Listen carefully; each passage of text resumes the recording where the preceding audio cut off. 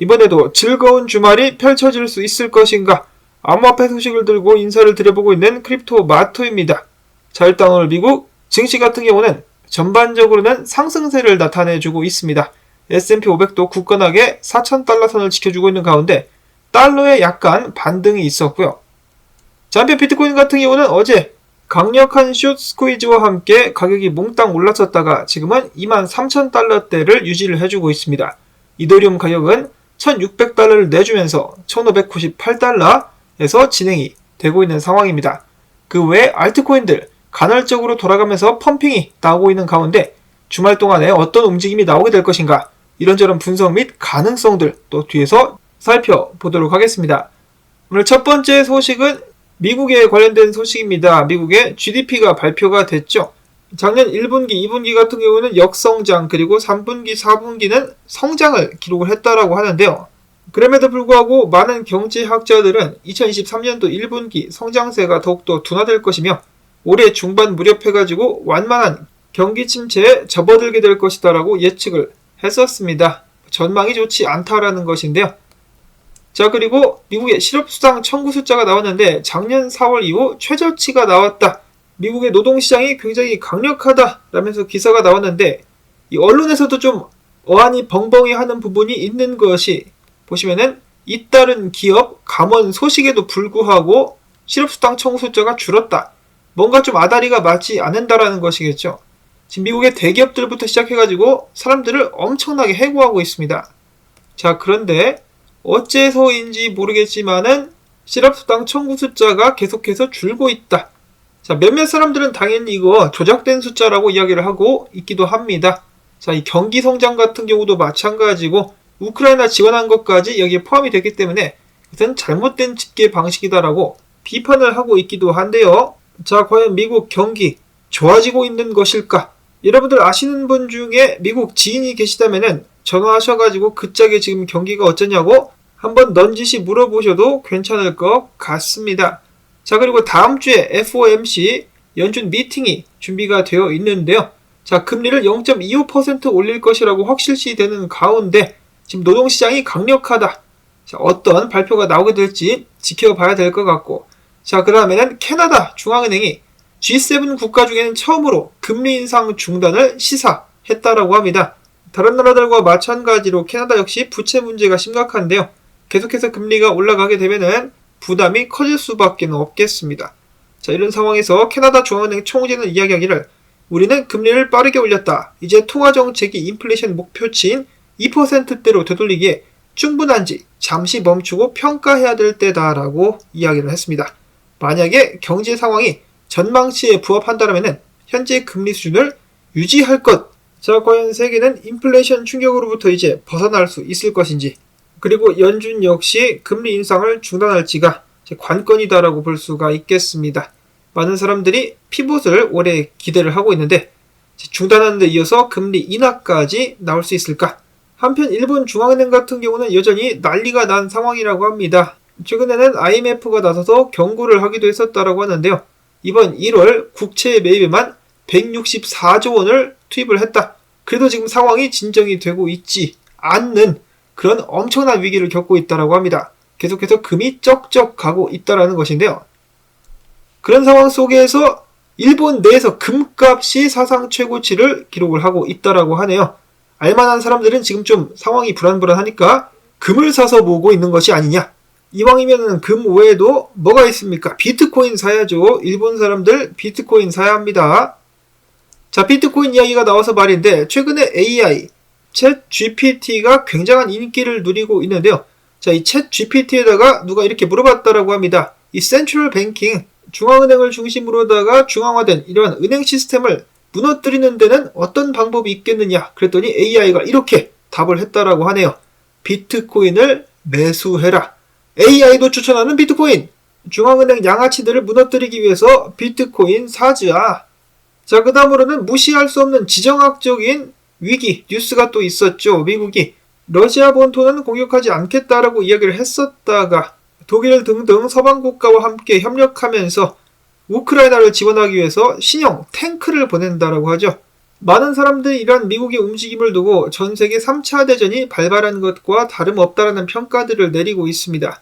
과연 러시아 우크라이나 전쟁 문제는 언제 끝이 날 것인가, 아니면은 정말로 확전이 돼가지고 전 세계가 전쟁의 공포에 물들어가게 될 것인가 걱정입니다. 전쟁을 말리기는커녕 부추기고 있으니. 다음으로는 테슬라 실적 보고를 살펴봤는데 비트코인은 손대지 않고 그냥 가만히 들고 있었다라고 하네요. 그 반면에 도지코인은 그렇게 도지도지 하면서도 지금 보유하지 않고 있는 상황이라고 합니다. 이어서는 전혀 놀랍지 않습니다. 미국의 SEC가 아크 21시어스가 신청한 현물 비트코인 ETF 승인을 또다시 거부했다라고 하네요. 양아치이자 악마 같은 SEC들. 이런 SEC를 응원하는 또 다른 마귀가 있었으니 엘리자베스 워런 상원 의원입니다. 암호화폐 업계가 SEC를 두려워한다. 집행을 강화해야 된다라고 주장을 했는데요. SEC와 샘 뱅크마니와의 관계, 그리고 미국 내에서 정치권 내에서 일어나고 있는 온갖 부정부패는 말을 한마디도 하지 않으면서 암호화폐 시장만 때리려고 하고 있습니다. 암호화폐가 개돼지들의 힘을 강화시킬 수 있다는 것을 알고 있기 때문에 개돼지들을 조련시키기 위해서라도 암호화폐를 막으려고 하는 그야말로 악귀라고 볼 수가 있겠는데, 그러면서 개돼지들을 살살 달래기 위해서 학자금 대출을 탕감해줘야 된다고 계속해서 주장을 하고 있죠. 탕감을 해줘버리면 그 빚들이 다 어디로 갑니까? 이 무고한 시민들 등에 지워지게 되겠죠. 다음으로는 바레인에서 가장 잘 나가는 부동산 업체 중에 한 곳인 빈페퀴라는 곳에서 비트코인 결제를 지원한다라는 소식이 나왔었고요. 이어서는 비트코인 동향들로 넘어가 보도록 하겠습니다. 크립토코안트에서 제공한 소식들 먼저 보도록 하겠는데요. 자, 크립토코안트의 CEO인 쭈기영 대표가 이야기합니다. 비트코인 강세장 투입 단계에 진입을 해버렸다. 지금부터 간드하라고 외치고 있는 것이죠. 특히 MVRV와 온체인 P&L 관련 지표를 보면은 대부분의 투자자가 여전히 수면 아래에 있다. 아무도 여기서 큰 손해를 보고 팔려고 하지 않을 것이다. 그들이 존버하게 되면서 하방 압력을 낮아지고 그와 동시에 비트코인 가격이 불장에 돌입하게 될 것이다라고 이야기를 하고 있는 것인데요. 자, 과연 이 주반꿀이라는 표현이 있는데 이 주반꿀이라는 표현을 이번에 깰 수 있을 것인가? 같은 크립토코안트에서 나온 소식에 의하면은 거래소 내에 고래들의 활동량이 증가하고 있다고 합니다. 과거에도 들어보신 적이 있을 것 같은데요. 고래들이 거래소 내에 활동을 활발하게 한다. 그 말인즉슨 많은 물량을 거래소로 들고 온다.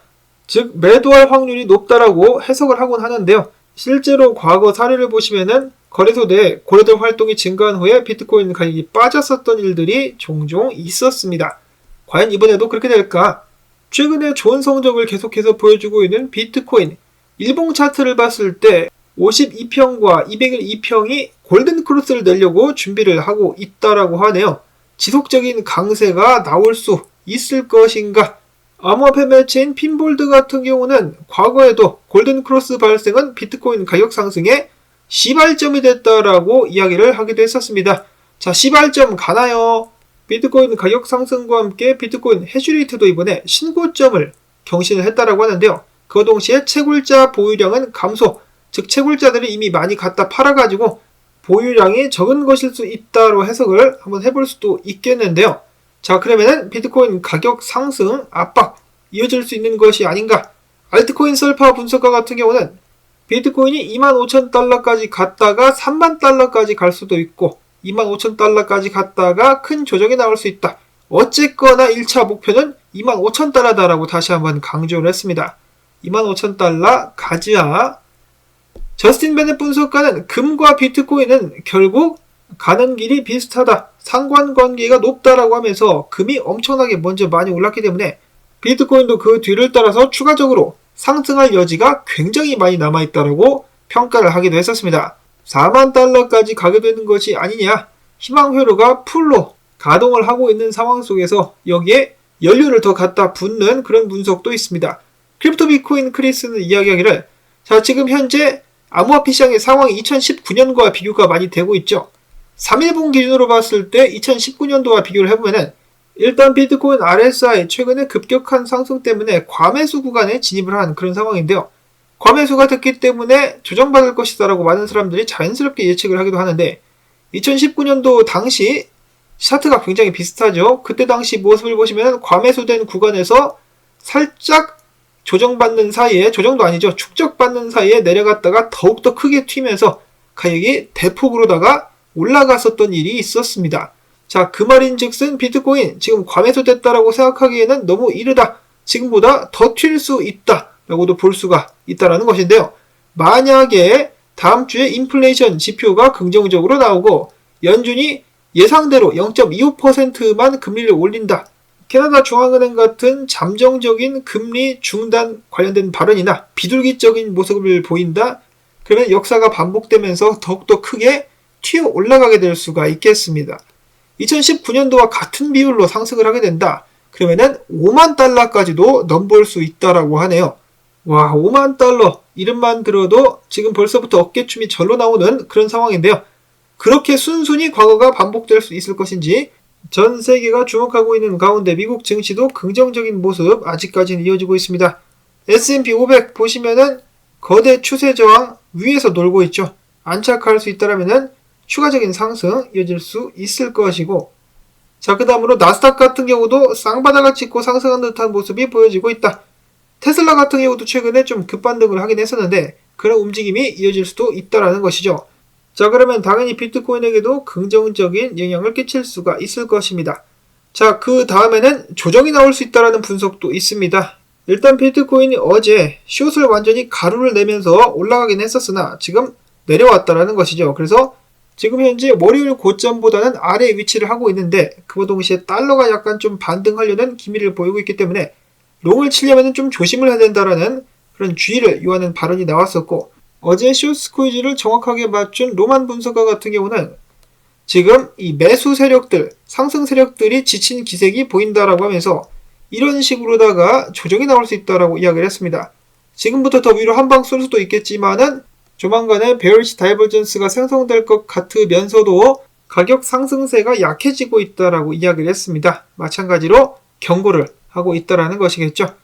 자, 그 다음에 이더리움을 보고 있는 케일리오 분석가는 이야기하기를 이 프랙탈과 마찬가지로 조금 더 축적하다가 이더리움 역시 크게 쏠 것이다라고 이야기를 하고 있습니다. 비트코인에 이어서 이더리움에 관련된 그의 예측도 맞을 수 있을 것인가. 엘리지 분석가는 일단 이더리움, 비트코인과 마찬가지로 좀 조정을 받지 않겠느냐, 그러한 예측을 해주고 있었습니다. 다음으로는 FTX 채권자 명단이 속속들이 공개 및 추가가 되고 있다라고 하는데요. 여기는 애플, 넷플릭스, 월스트리트 저널 등등도 포함이 되어 있었다라고 합니다. 즉 암호화폐 관련된 회사뿐만 아니라 컴캐스트나 팔머시, CBS, 넷플릭스 등등 여러 다양한 회사들이 채권자였었거나 FTX에 투자를 했었다라는 것이죠. 과연 이들은 그 돈을 어떻게 돌려받을 수 있을 것인가? 여전히 가장 좋은 방법은 FTX 거래소가 부활하게 된다라면은 거래소 수익으로 천천히 갚아나가는 방식이 될 수도 있겠다라는 생각이 들기도 합니다. 거래소가 돈을 워낙에 많이 버니까 말이죠. 마지막으로는 원래 앞에서 함께 전했었어야 됐는데 제가 잠깐 빠뜨린 미국 경제에 관련된 소식이라고 볼 수가 있겠습니다. 블룸버그가 조사하는 바에 따르면 미국인들 3명 중에 1명은 비상금 400달러가 없다라고 하네요. 400달러면 한국 돈으로 한 4, 50만원? 45만원? 그 정도 되는 것 같은데 그 정도도 커버가 안 될 정도로 지출이 많고 저축은 없으며 빚만 늘어가고 있는 상황이라는 것이죠. 근데 뭐 이 통계를 제가 2년 전에도 본 적이 있긴 합니다. 한마디로 그냥 벼랑 끝에서 계속해서 외줄타기를 하고 있는 상황이 이어지고 있다는 것인데 이게 언제까지 유지가 될 수 있을까? 미국 사람들이 가장 바라는 것 중에 하나가 올해 또 이 경기부양책으로다가 돈 뿌리는 것이라고 하는데요. 상황이 어떻게 될 것인지 계속해서 지켜보도록 하시면서 오늘 영상 여기서 마무리를 짓도록 하겠습니다. 도움되셨다면 토마토밭 살려주기 광고 영상 한 편만이라도 마지막까지 재생 부탁을 드립니다. 여러분들의 도움이 있어야만 저도 살아남을 수가 있겠죠. 자, 그러면 행복한 금요일 보내실 수 있기를 바라면서 안녕히 계십시오.